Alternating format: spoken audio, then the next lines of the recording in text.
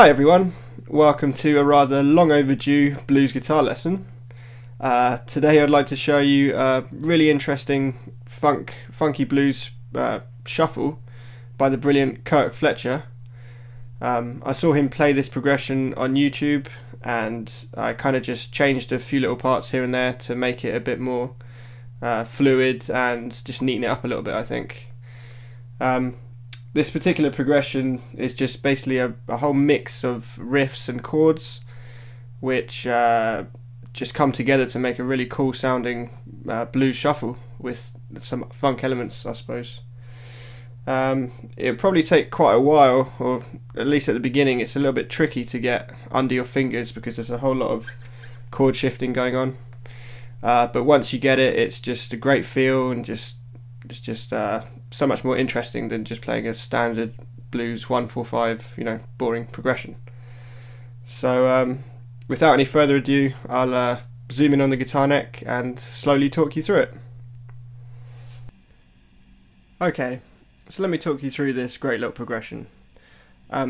It's worth mentioning, and I think I have actually said this in a few of my other blues guitar videos, but for this style of playing, it's important not to make it too articulated or just too perfect sounding. What I mean by that is that there should be a certain amount of string noise, up to a point of course, and like I don't rest my fingers on the pick guard here and do very articulated picking for this style. It's more sloppy sounding, more muted strings, more lots of downstrokes, that's important, and yeah, more rhythmic. I find it's often the case that the more kind of imperfect you can make this style sound, the more feeling it tends to have overall, if that makes sense. So yeah, with that in mind, I'll play through the first part of this progression and then just break down exactly what's happening.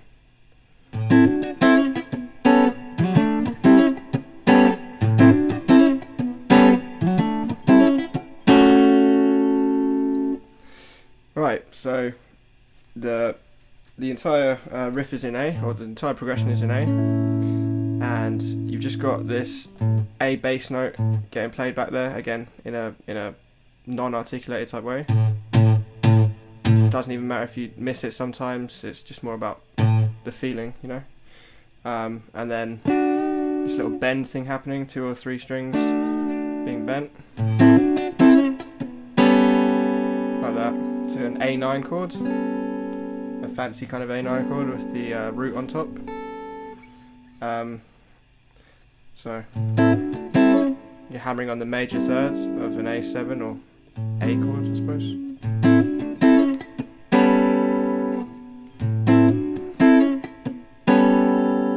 You'll notice there's a bit of sort of rhythm happening in between the chord changes, or sometimes even when you're just on one chord.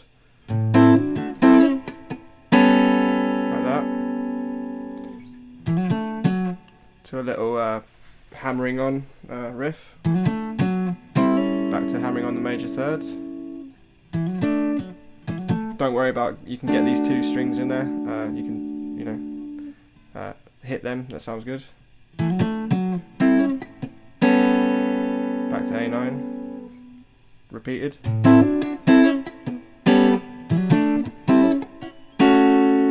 Second time around, instead of landing on the A9 chords, you can land on this A13 chord, I suppose, with the 5th omitted.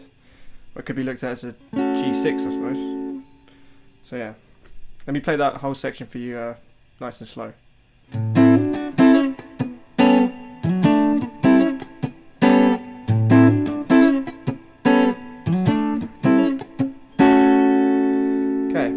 So from here, you move to the 4 chord in this progression.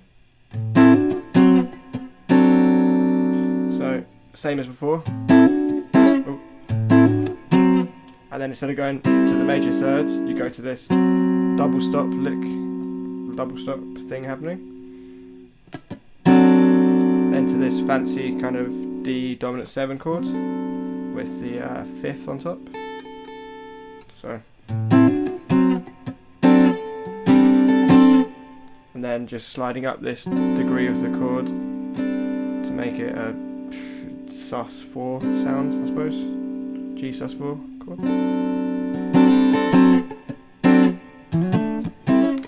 Same as before. And then, yeah, that bit's the same as before. So let me play that section for you nice and slow.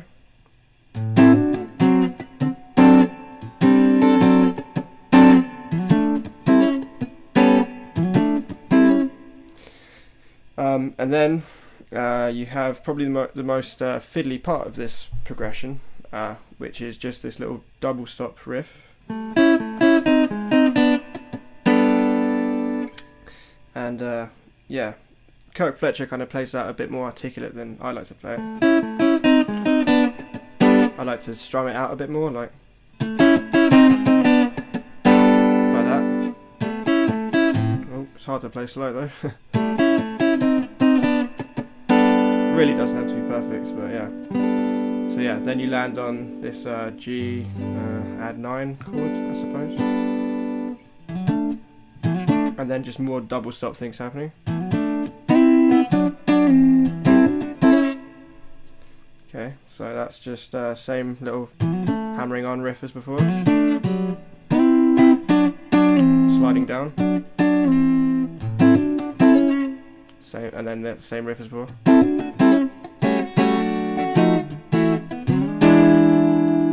Turnaround part,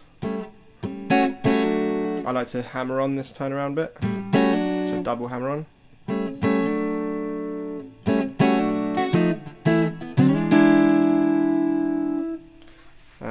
So let me play that section for you nice and slow. Oh.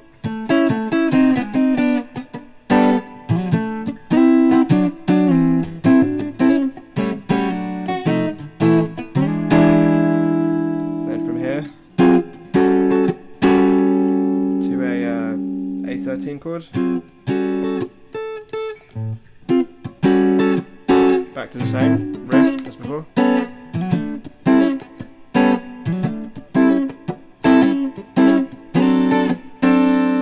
So just a slightly different way to go back to the 4 chord there. Let me play that bit for you again.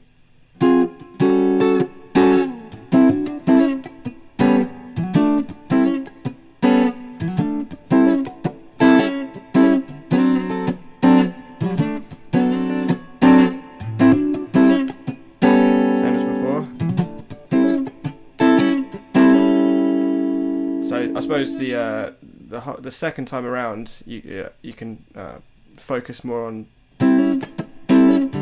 hammering on that major third, just to give it a bit of a change, and yeah, just to make it sound a bit different. So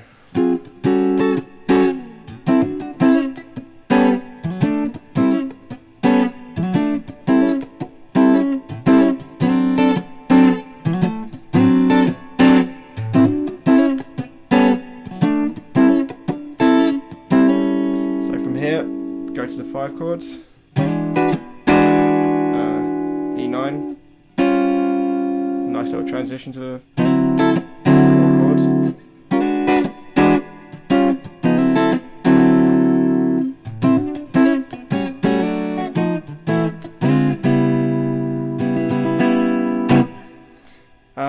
And then yeah, just those same riffs that we've covered, turnaround bit that we covered before.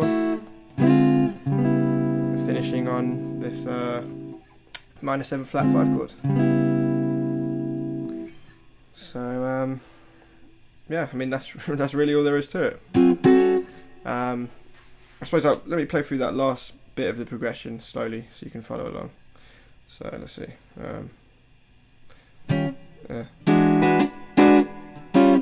Let me play that. Let me play that slowly.